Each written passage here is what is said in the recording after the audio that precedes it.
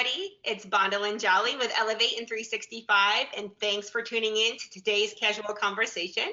I am with Amber Martinez, and she's the Hi. Strategic Operations Manager at Referral Exchange. Hey, Amber, how's it going today? Hey, I'm doing great. Thank you so much for having me and inviting me to take a moment to chat with you. I'm Really looking forward to it. so excited. So you and I met actually this past summer at the Awesome Females in Real Estate Conference and have been able to connect again at Women Up and have just been able to stay in touch. And I'm so impressed with everything that you are doing and who you are as a business person. So thank you for joining me today. Thank And you so everybody, much.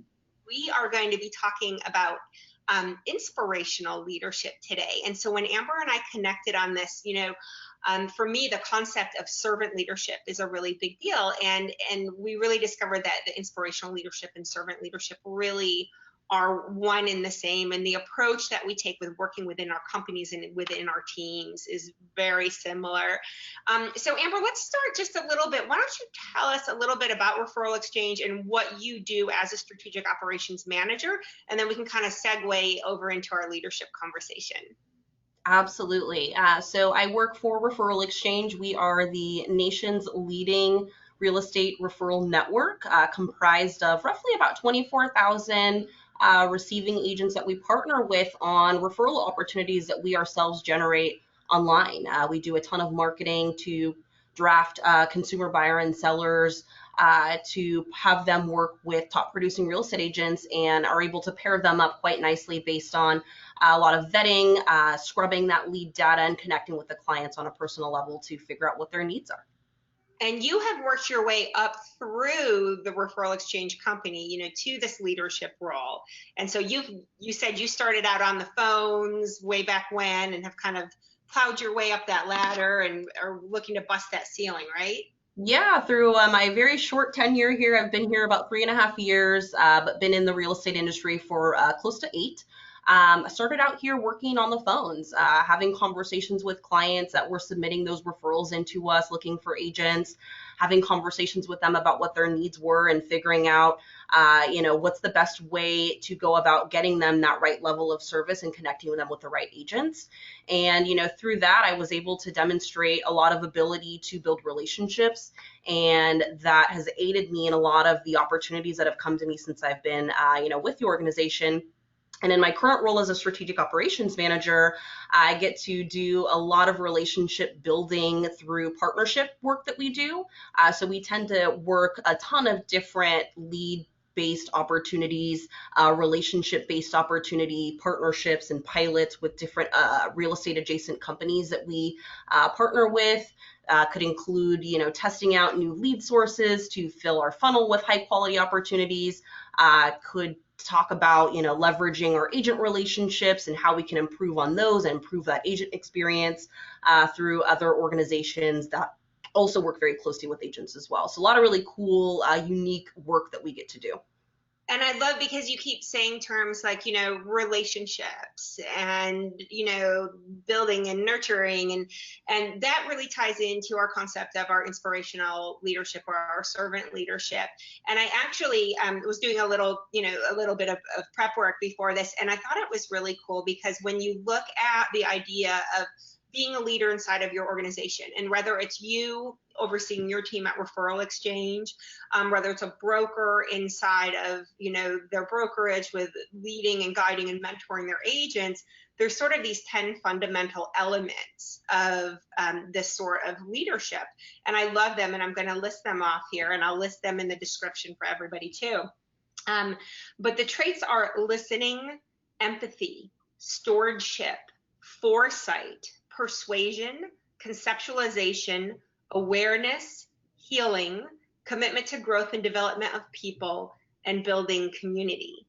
And I know when you and I were talking about all of this before this, I was like, it's just so wonderful to be living in a time and serving as leaders inside of companies where we can be very holistic, right? Yeah. And create a sense of community. And we both work in fast growing, aggressive businesses, an aggressive growth, business vertical, but yet at the end of the day, it really is about the relationships that we're building in that community that really leads to successful business growth. Totally. Yeah, I would agree with that. I think, for me, one of the approaches that I tend to take with my team specifically is really creating opportunities for them to feel empowered and to have a level of autonomy over not only the work that they're doing, but the decisions that they're making, and really contributing to identifying what solutions to problems are, rather than taking the approach of, hey, mom, manager, what do I do next, right? I think that in order for people to learn and for people to really develop in their career, they have to be able to have that level of space to make decisions and make thoughtful ones. And not only just that, but be able to defend why they made that decision, why they took a specific action, and really be able to tie those things in together, whether or not the result ended up good or bad. But I think that it's really important to give people that sense of ability, that sense of competency that I believe that they have, and creating a platform for them to be able to demonstrate that. I really think that it does wonders for that level of growth that people strive to achieve within their career. Yeah, and it's interesting, at our company, one of our sayings when we're working with our clients, with our brokers, or, even within our teams, is that idea like we're there to be your big partner, not your big brother, Yeah. right? And I think that's important when you look at like the millennial workforce, the millennial agent base, and the Gen Zers that are now coming up into, the workforce. Like these are people who are not necessarily motivated by that just clocking in and out for that 9 to 5, that paycheck anymore. They want that sense of ownership. They want to feel like they're part of something that is bigger than themselves. And I think that ties right back into inspirational, or this concept of servant leadership. Yeah, I take a look at my experience, just personally, and what really motivated me to do a lot of different things that I probably wouldn't have felt normally comfortable to do within my career was having leaders that were championing for me to be able to have this sense of not only self in my work that I do and what I was responsible for, but ownership, and having that level of autonomy and that space to be able to make decisions and to be able to be creative and to be able to experiment with things that might be a little bit outside the norm of what our procedures are or what things we typically tend to do. I think really that's where you see people growing to levels that they probably didn't even know existed.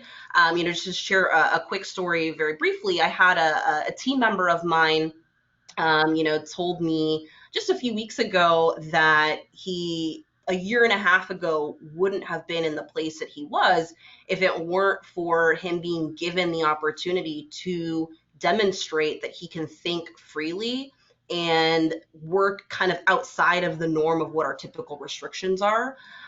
He was definitely someone that had that kind of clock in, clock out mentality. I'm here for my paycheck. I just want to be on my merry way and then come back again and do it the next day. And it's interesting in the way that I've seen him grow just in the last 6 months. If I'm really being pointed, he has just grown leaps and bounds, but that's because I've entrusted him with more and more responsibility. And as he's been able to perform and demonstrate his capability and demonstrate that level of growth, he's only taken even that much more ownership over the work that he does and the results that he's able to drive and produce.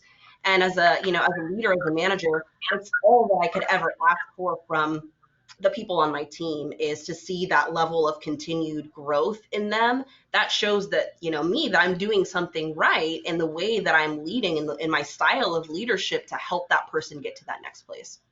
Well, and I think it was important because a little while ago you made the comment, like sometimes it's not going to work out. So you empower them, to try something. We're going outside of the box. We're going outside of maybe our comfort zone or the norm. You know what? We're going to try this. This is how we're going to measure it. This is how we're going to determine whether it's success or not, et cetera. And, and if it doesn't work, that's okay. And as a leader, you need to be able to say, okay, that didn't work, but let's understand why it didn't work. What have we learned from this? What did work? What can we take and maybe utilize in the future in a different capacity? Or do we just need to shelve this whole thing and call it a day, right? Yeah, sometimes the projects that we work on don't pan out, and that's okay. I'll share one of the kind of funny things that we talk about on my team is it's all about being able to have a story to tell, right? Being, coming to the table and saying, hey, this didn't work. that's not good enough, right? We want to be able to have a story to tell and be able to defend that story. We go way out of our way to create these experiences with the partners that we work with that are positive and that do drive and produce results. But, again, sometimes the synergy is not there. Sometimes it just doesn't work out for one reason or another. But one thing for sure is I've got to be able to have a story to tell as to why it worked, why it didn't work. And my team, the people that are responsible for executing on those projects, they've got to be able to have that story to tell as well. They have to be able to defend that. They have to be able to provide reasons. They have to be able to provide specifics. And I really try to, throughout that process, really employ and impart that level of thinking for them to say, hey, it is not just about being able to grind out and do the work that sometimes we do have to do on some of these different partnerships and pilots, but it's about being able to take a very zoomed out approach and look at the situation holistically and formulate that story and be able to tell and express that story and convey that story as well. And that applies so well, to our audience. So we've got a ton of brokers and agents who, watch our videos every single week, Amber. And I think, we can look at it in different ways, like agents, right? I mean, everything that we're doing, the clients we're working with, the listings that we're working with, it's all about storytelling and being able to look at a large scale picture and everything. And I think I just absolutely lost you for a second. Yeah, lost the internet connection. I'm so sorry. I don't know what happened. It was like magic. And then, but with brokers too, we have our brokers who are, recruiting and retaining, right? And I think that this concept of inspirational leadership, that being a big partner to your agents, not being a big brother, being there to mentor, to guide them, not tell them what to do, but allow them to feel like they're growing and owning and being a part of that community in your office. So, it goes through all business verticals, every walk of life, from technology companies like ours to agents with their consumers to brokers with their agents. Yeah, absolutely. I think that partnership mentality really is the driving force behind a lot of the things that we do, whether it is the work that we do directly with agents, whether it is the work that we do on a partnership level with other real estate adjacent companies in our space. Everything that we try to embody and emulate is from a partnership standpoint, not from, hey, we're another vendor. I don't think that operating from that kind of mentality really does anything for anyone. In terms of achieving these kind of desired results that we're looking for. We're in the business of building long-term partnerships with everyone that we do business with. And, there's multiple different ways I think in which you can execute on that. But, for my team specifically, it's really about identifying what ways can we build a relationship and build rapport, what ways can we collaborate with our partner, what ways can we really work together to figure out how we make a project or a pilot or what have you successful. We can't do that alone just on our end. So it does take that collaboration and that partnership mentality to really, move the needle on those things.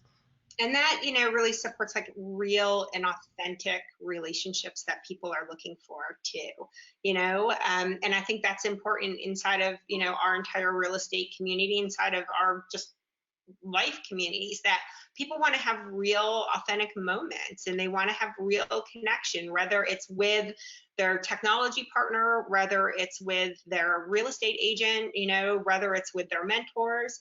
And so these are really wonderful principles that we can apply across all aspects of our life. Goodness gracious. Did I lose you? You did again. I'm so sorry. I don't know what's going on. At that moment, Amber, was like the most amazing, inspirational thing, and you just totally missed it. No. But our audience, you guys heard it, right?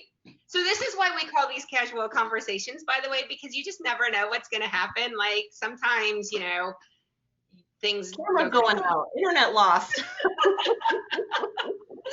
Well, Amber, thank you so much for taking the time to chat with me today. And your team is so lucky to have you as a leader, and your company is so lucky to have you.